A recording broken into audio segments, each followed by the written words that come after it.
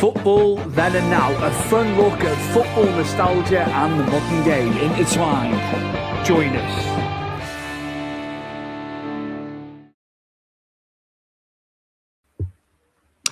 A warm welcome. This is Football Then and Now, a nostalgic look at football, but we also cover the current goings-on in the beautiful game that we all know and love.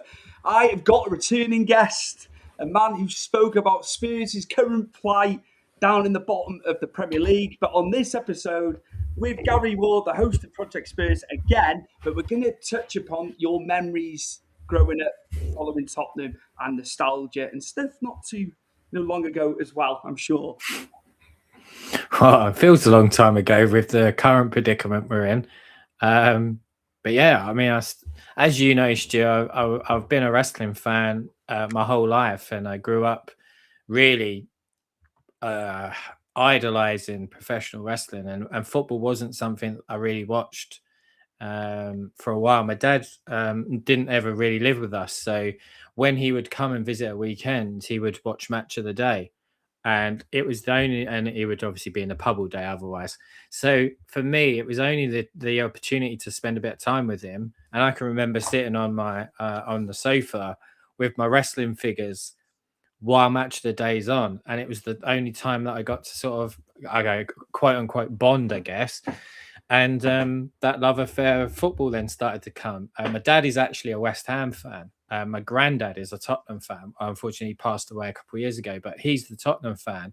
And as I say, my dad never lived with us. He lived in London and then into Buckinghamshire. But my granddad had always lived around the corner, so it just felt a bit more right for me and my brother to start following Tottenham. And I can remember watching the 1990-1991 FA Cup, and I can remember Gazza's famous free kick, and I was like, wow, that guy is amazing. And partly because his name's Gazza and Gary is, and people call you Gaz and Gazza, it kind of was like, oh, this is good. And then it made it even better that was my granddad's team.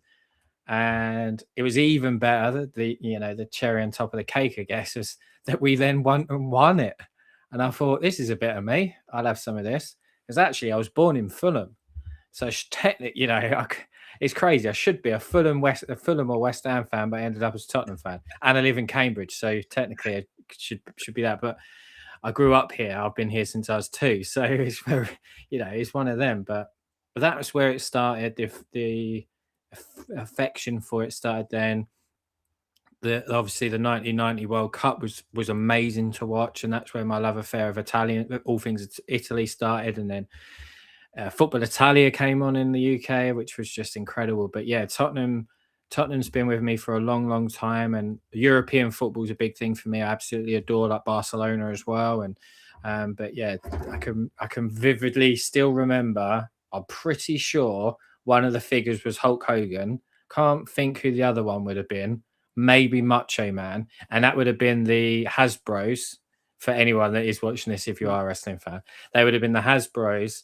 It would have always been them two. And I'd have been watching Match of the Day. And I was like, actually, I quite like this. I might start watching this. And then whatever it is, 35 years later, coached and dove loads of coaching, managing, playing, was a decent player, and now do sort of podcasting, and I'm on so many podcasts, and I cover Tottenham on my Twitter account, and I go to every home game, and it's just outside of your family, it's sort of the number one love, isn't it, really, for a lot of us? 100%. It's I'm football ahead of wrestling, believe it or not. People can't get their heads around that. You do so much of the wrestling. It's like, no, it's football. It will always be football. And I've traveled. Yeah, for me, it's the same. To be honest, I haven't watched any wrestling for a good few years now. I'm out of it. I don't watch it. I'm not up to date with anything. I don't know anything that is going on. To be honest, I don't really. The only person I speak to within the wrestling circles is Eric Young. He's just a friend more than anything, rather than someone I was sort of aging for. But football's always been my number one love. Wrestling was always my number one love, but it very, very early on, it was very sort of close between them. And football for me is just sort of taken over massively. And as I say, I've fallen out of love with the wrestling, everything wrestling, unfortunately. But at least I've got this that keeps me going. Unfortunately, it doesn't keep me sane, but it keeps me going. Absolutely, absolutely. When was your first game at White Hart Lane, Gary? I've got to ask you that. We're going into nostalgia. When Yeah. was the first So game at White Hart Lane? I'm pretty sure I know the game. I think it might have been like 94. So I know I was 9 at the time. I think it might have been 94, 95 season. Now I live in a really small town just outside Cambridge. So I just say Cambridge to everyone just to make it easier. But because if I say where it is, no one will know. And we don't have a train here. And we used to have one bus that left the town to go into a major city every hour. So it's very difficult to go anywhere. My mum doesn't drive, and nor did my brother. My brother's 10 years older than me, and my mum doesn't drive. So to be able to go to London was foreign. But because we were so close to Ipswich, and Ipswich were a Premier League side, now Ipswich Town used to have a coach that took all of their fans to games. And my mum knew, I think there was a gentleman and his wife lived maybe around the corner, and they were Ipswich Town fans, and they got us on the coach. So I'm 9 years old, and you got to think about this. This is in the early 90s. You can imagine what it was like. I'm on there with all Ipswich Town fans, all of them, with my mum. I'm fully kitted out in Tottenham Hotspur stuff. I've got tracksuit bottoms on. I've got the picture. I will send you the picture. I've got a Tottenham Hotspur jacket on, the logo. I've got everything you can think of Tottenham. And I'm on this Ipswich Town bus, and they took me to the game. And I tell you what, they looked after me the whole day. They looked after me, made sure I was all right, knew where I was going. We'd never been to a game before, and growing up, in a single parent family, as a kid, you don't really understand how hard it is. When you get a bit older and you understand, like, full credit to my mum to even be able to do that for me was incredible. But it was Ipswich Town. I can I can remember that. I think I was in the Ipswich Town end as well. I think it was in the away end, and I'm almost certain I was. And I can remember them swearing a lot. And my mum tells a story all the time. Said, "Do you remember when you used to tell them Ipswich Town men to stop swearing? It's only a game." And she goes, "And now look at you and how you act watching it." And I think, yeah, I know. So there's 9-year-old me telling these Ipswich Town men to stop swearing while they're getting pumped by Tottenham, while I'm sat in the away end in my full gear. So it must have been testing for them. But yeah, that was the first time I went. Been to White Hart Lane so many times. I really miss it, if I'm honest. I'm sure you probably miss Goodison Park as well. But yeah, that first, as I say, it just makes you smile really when you think about being able to go to. So when you walk in, didn't you? It's just brickwork everywhere. It's not like now where, like, if you've ever been to Tottenham Stadium, it is unbelievable. Like, you walk in, there's pizza here, there's everything you can think of. We have a brewery in there. We've got everything. And you walk in, it's like, oh my God, this luxury. But when you walked into Tottenham, it was just bricks. It was a little hole in the wall where you'd go and get your program, and there was like a couple other holes where you'd put a bet on. It stunk. It was horrible. But as soon as you walked up them steps and you just saw the White Hart Lane, the pitch, I was like, oh my God. And I'm actually trying to do a little project at the minute where I'm just asking people, send me your old White Hart Lane photos. I just want to like look back at it, and you do miss it. And I guess that naivety of a young boy, watch it going to your first game is nothing like it. I really hope I can do that for my daughter, but she hates football, so you never know. Yeah. It's worth a try though, Gary. Yeah, I know she's a girl, but you got to try. You got to try. trying. Yeah, it's like my cousin, my co-host on this. His 2 girls aren't into it. They're just not into it. Well, she was never into wrestling, and then I took her to wrestling, and then taking her to my shows. And then she was like, "Dad, why is everybody like talking to you and all that?" And obviously she has no idea. Or if I go to other people's shows, and there would be just so many people would come up to you, like wrestlers or fans. And to her, it was like, oh my God, this is something that my dad does, and everybody knows who he is. And I can see him on the internet and all these things. So she then became interested in it because it was something that Dad did.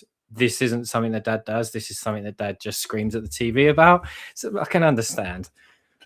Definitely, definitely. I was going to tell you, I went to Goodison in '97, November of '97, and we were playing Spurs. And the two Oh, wow. scorers on that day, Ramon Vega and David Ginola, who obviously came to us later on in his career. He was finished by the time we got our hands on him. But you had him at a great time. But I can remember you were struggling at the time as well. We were in the shit. But yeah, you beat us 2-0 at Goodison. So yeah, Ramon Vega and David Ginola in that game. Wow, it's weird. All right, I met David Ginola 2 weeks ago. No, yeah, 2 weeks ago at the Tottenham Hotspur Stadium. I met him and Dele Alli. I got a photo with both of them. I said to David that my mum absolutely adored him when we were kids, obviously. And funny enough, I speak to Roman Vega a few times. I actually spoke to him today, and he actually follows me on Instagram. So it's crazy when you think of that, isn't it? Really, but yeah, what a time. David Ginola, they don't make players like that anymore. They're coached out of the game, and it's sad to see, really, because I mean, even Everton have had some wonderful players over the years, but you've had Gaza as well, but Gaza and people like that, they're coached out of the game now, and it's a real sad to see, really. The players were better. I'm sorry. Oh yeah, the way that you look at it now, I know it sound like an old git saying this, but it's just out from the back. And everyone plays it now, and that's just how it is. It's very robotic, isn't it? Yeah, in you just know comparison. you know where the ball's going. It's just you do know where that ball's going a lot of the time. But I don't want to. I don't want to be like oldie worldy. But I feel I have to be, and I'm 40 on April 20th. I'm aging myself, making myself sound older than I actually am. But no, I'm the same. I'm 40, and we've seen some incredible plays in our time, the 90s and 2000s, and it is a shame because it is being coached out of the game. It's being very robotic, and in an era that everything is available on this thing within seconds, and if you are bored, you can put that phone up and go on, I know, TikTok or YouTube or whatever it is. We need players that make you stop. We need players that make you go, oh, I need to watch this. Or when he gets it, you go, oh, wow, I need to stop what I'm doing, watch this guy. Or he gets you off your feet.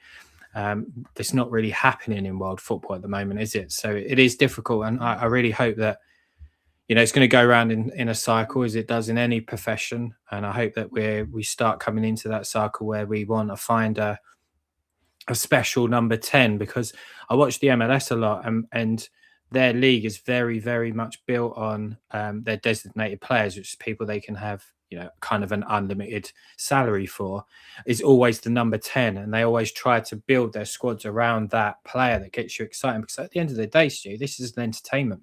mm-hmm. This is entertainment. It's, I think that some managers need to remember that ultimately. Definitely. I was going to ask you as well, underrated players that you've got to see over the years at Spurs, and I know that's going to be hard to limit it to maybe 1, 2, or 3.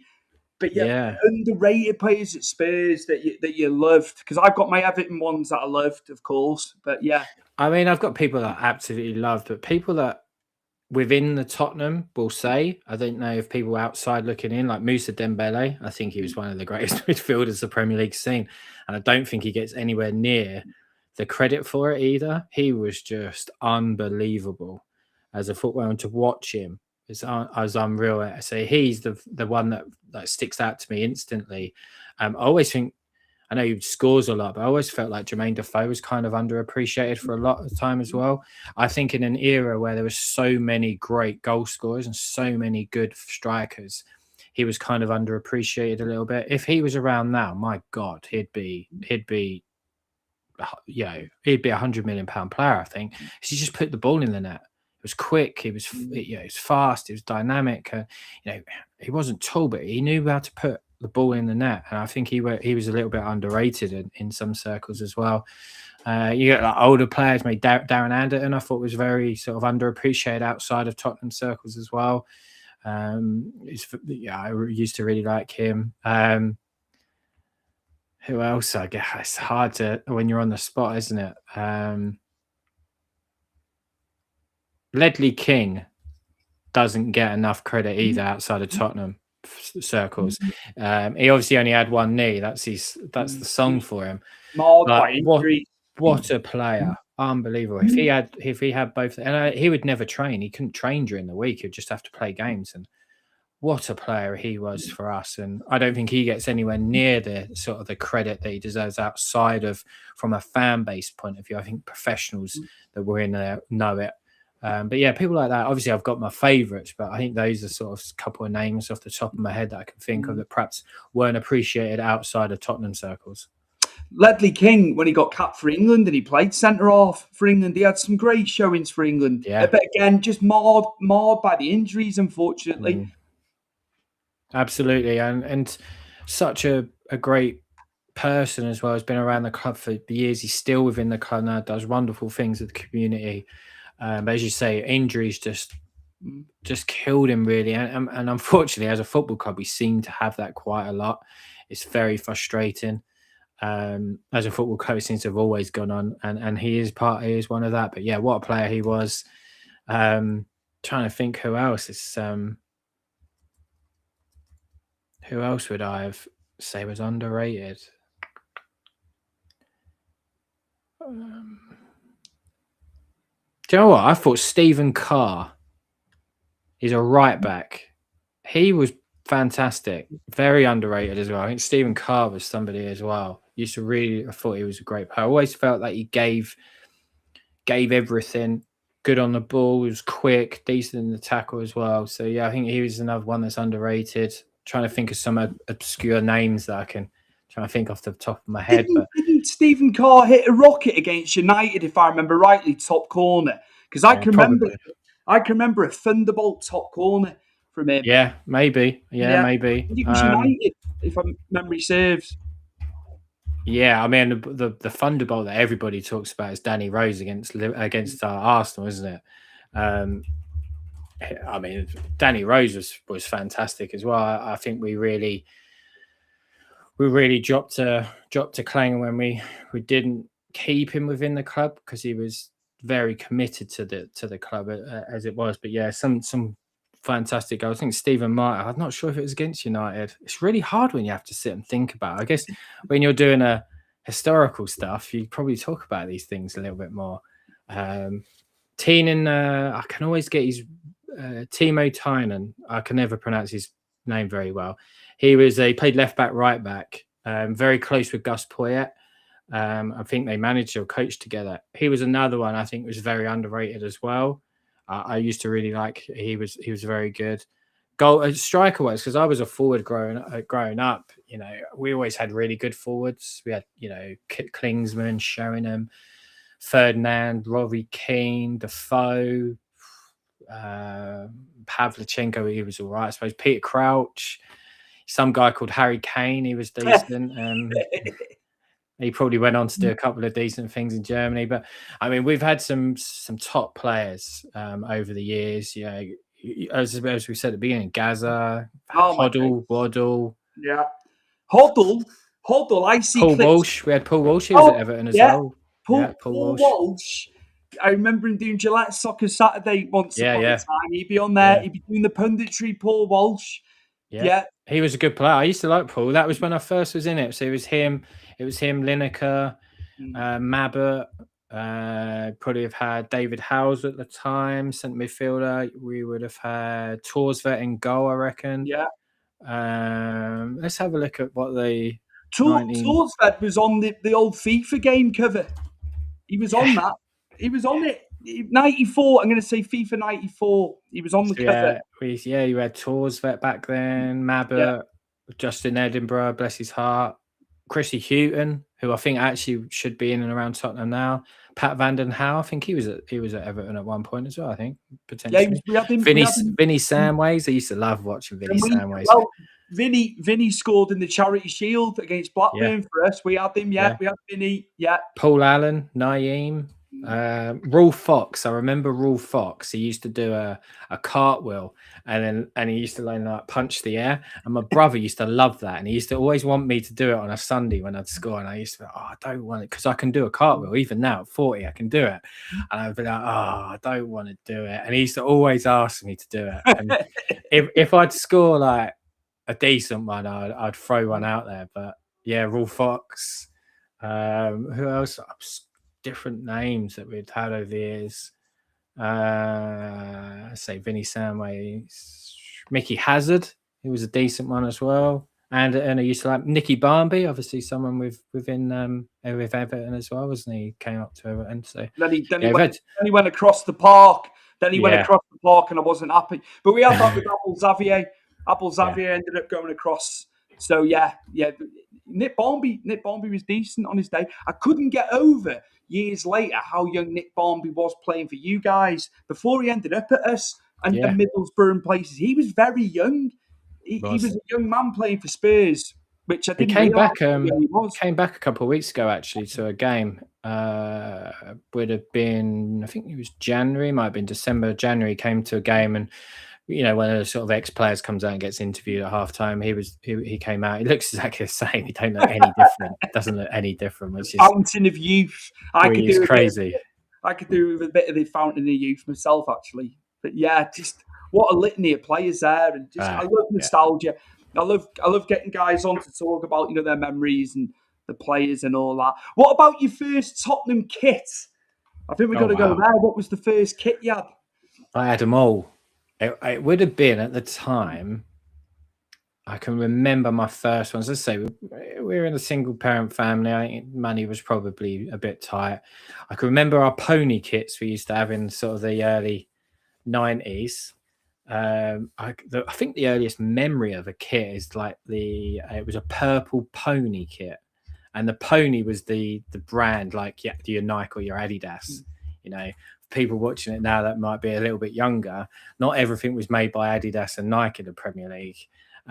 These were made by Pony, and it was a purple and blue stripe, and that would have been 95, 96. So I probably would have been about 10 when I probably got my first kit that I can remember. I would have had the home ones prior to that, but that's the first one that sticks out because we've got photos of us.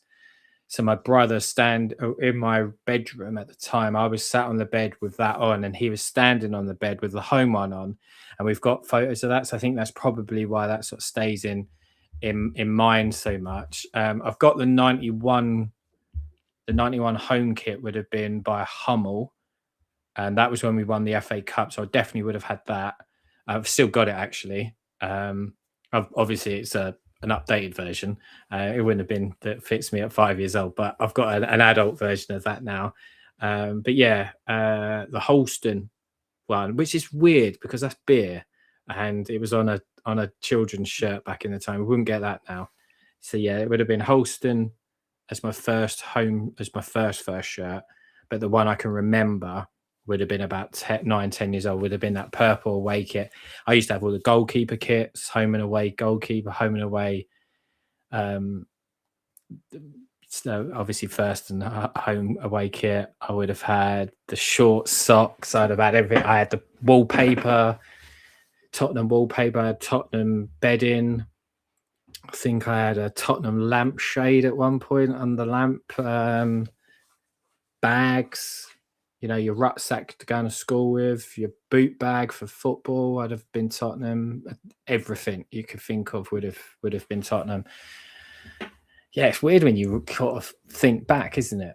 Of all those things, probably everything I would have walked around in because I was very sporty as a kid, like very, very sporty. I was good at pretty much any sport that I played, but I excelled at football, and I was always in training. I was always playing and training session. So I need as much Tottenham gear to wear as I possibly could, really. And yeah, I had it all. It's and now I've got it all again as an adult. It comes back around. It does. I tell you what, though, the kits aren't as good. The quality now, they were better. I like the way they were done. The sponsor was like padded. It's all vinyl. It's all vinyl Yeah. now. It's nowhere near. Yeah. We're paying a premium, Gary. We're paying a premium for this stuff now. It was very cost effective back in the day. I don't know what it's like at Everton, but we've got a vintage section at Tottenham, and it's all the old kits. So like you've got most of the times where we've won like the Europa, where it'd been the UEFA Cup in the time. You've got the 91 FA Cup final kit, and they've got random just different kits over the years, and they're all in there, and they're like 40 quid a go. And you see so many people buying them. I think because it's retro is very in at the moment, but equally I could get two of them for the price of one home kit. And I know that home kit's going to change next season. It's just huge sums of money. But you're right. When you look at it, because it's different badges as well. Our badge has changed. So you look at the old badge on these as well, and you think, oh yeah, I'm going to wear that. And it's see so many of them kits, and as I say, in the wardrobe next to me here, I've got a number of them. There's a couple more I want to get that were kits I really liked as a kid, a longer sleeve ones as well. But yeah, looking back at some nice kits, yellow and blues and purples, and we had all sorts. And now it's just black or grey or I do like boring the colours. yellow one, the Total 91 that they brought back. Obviously, that Yeah, design was 2004 into 2005 because I had the Brazil yeah, top, the Nike one.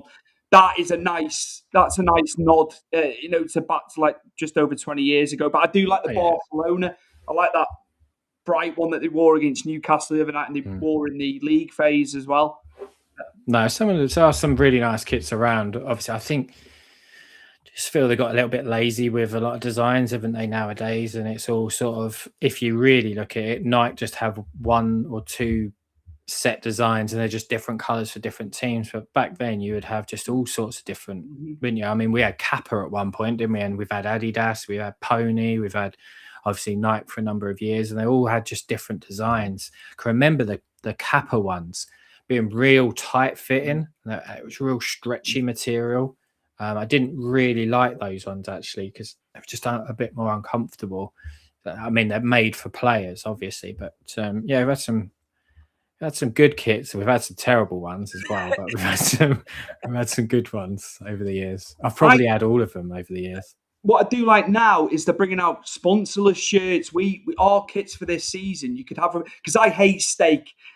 Steak is ghastly on that kit. It looks awful. Obviously, we're gonna have to come away from steak because of the betting thing. They're not allowed to have it. So I like these sponsorless ones now, but obviously it's got Castor on it and the badge, but there's no garish sponsor on the kit. I like them as well. Tottenham fans would absolutely bite your hand off for that because our front sponsor currently is red, and they don't want that on there. It's AIA, and it's red, and that's the biggest thing that everybody complains about every year. Why have we got red on our kit? They won't change it. So if that was available, like Tottenham fans would be all over that, but it isn't available. We don't have that option, unfortunately. It's always you have to have them on there. I can remember one kit I had, and it was a pony one, and they've re-brought it out, but it had a collar. I used to like it because I had Sheringham on the back, but it had like buttons, and they were like I felt metal years ago when it came out. I guess it's a 95 maybe, but this top button always like came loose on the thread. I can remember almost weekly my mum having to sew it back on because you could properly undo it and everything, but just back there, it weren't the greatest of quality. But I can remember that shirt was a nightmare because the buttons constantly came apart. I just want to, in closing, I want to come away from Spurs. I know you're an avid football manager, championship manager guy. I had Premier Manager 96 on the Sega Mega Drive. I mean, that was the first one I did, but I also did the mail management games, the postal mail that used to be in shoot and match. I don't know if you ever did that, but you No, I posted it didn't. and sent your team off. Mine was always Football Manager. I got into that in 96, so I would have been 10, going on 11. But you had to have that on a PC, and PCs back then weren't very common as they are now.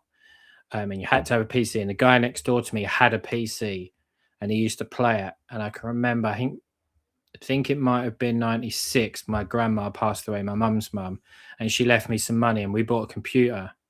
and I got the game. And at 96, obviously I had a PlayStation and an Xbox and all that sort of stuff. But the obsession with football management sort of started coming from then. I've played that.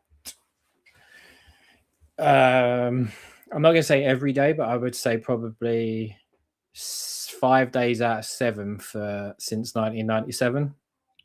So we are that's 30 years. And it's obviously changed into Football Manager, but I play it daily. It's on every single day in my household.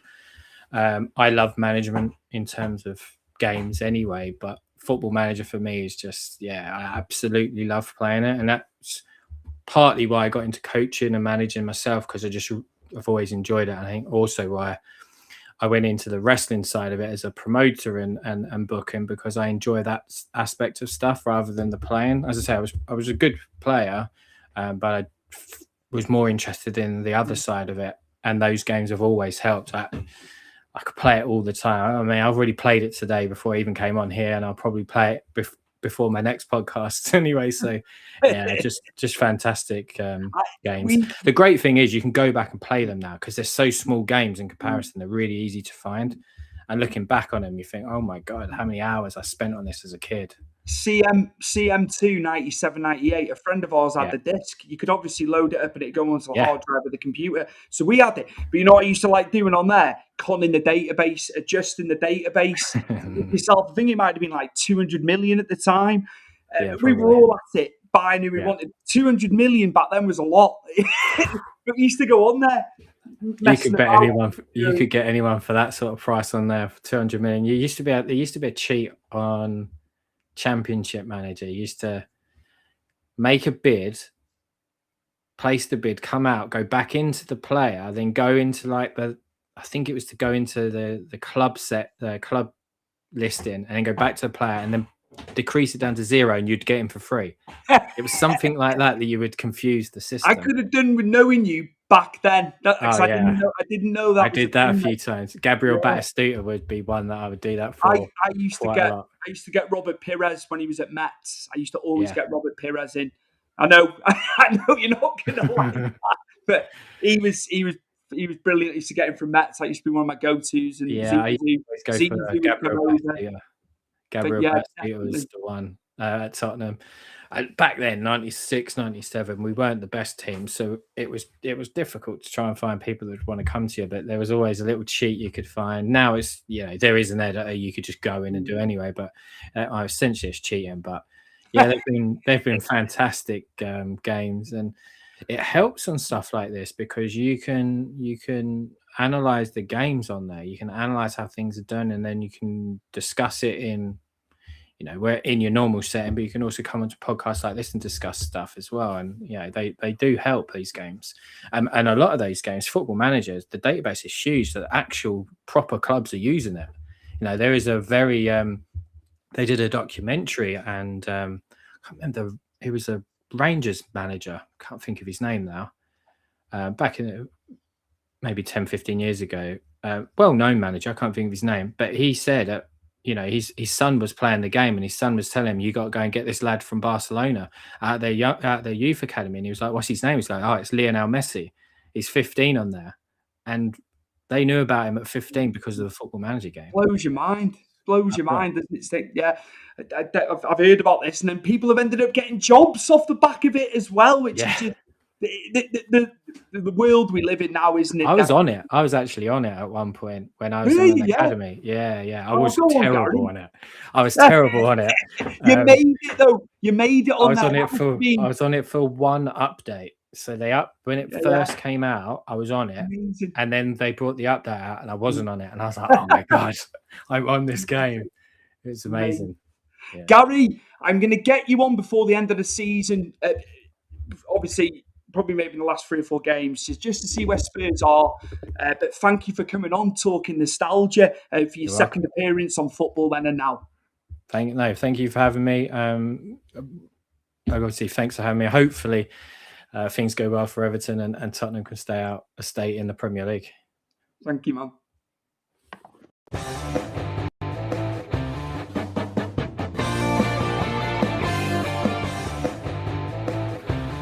Football Then and Now, a fun look at football nostalgia and the modern game intertwined. Join us.